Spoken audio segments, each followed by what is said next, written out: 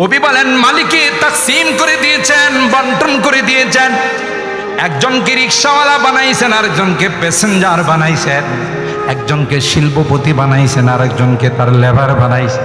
একজনকে সুন্দর বানাইছেন, আরেকজনকে মালিকে কালো বানাইছেন। একজনকে লম্বা, আরেকজনকে খাটোকে বানাইছেন। তাই আল্লাহ তাআলা সব জিনিসকে বন্টন করে দিয়েছেন। আল্লাহ বলেন না না, যদি সবাই একরকম হয়ে যায় তো দুনিয়ার নিজাম, দুনিয়ার কোনো রুটিন ঠিক থাকতো না।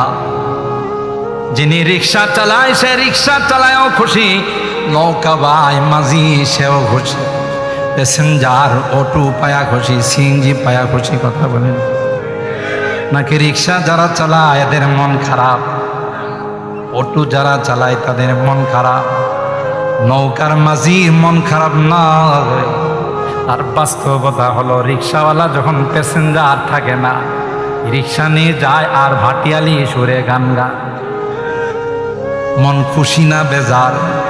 সোনা বন্ধুর গান গায়, কথা বলেন ঠিক কিনা? সে রিক্সাওয়ালা প্যাসেঞ্জার উঠায়া, প্যাসেঞ্জার যখন তাকে ভাড়া দেয়, ভাড়া পায়া খুশি হয়া সালাম দেয়া কয় স্যার যখনই দরকার হয় আমাকে ফোন দিয়েন। খুশি না বেজার? নৌকাওয়ালা পাল উড়াইয়া নৌকা চালায় আর ভাটিয়ালি সুরে গান গায়, খুশি না বেজার? আল্লাহ কয় প্রত্যেককে মালিকি কাজ নিয়ে খুশি, ওয়ার্কাররা কাজ দিয়ে খুশি।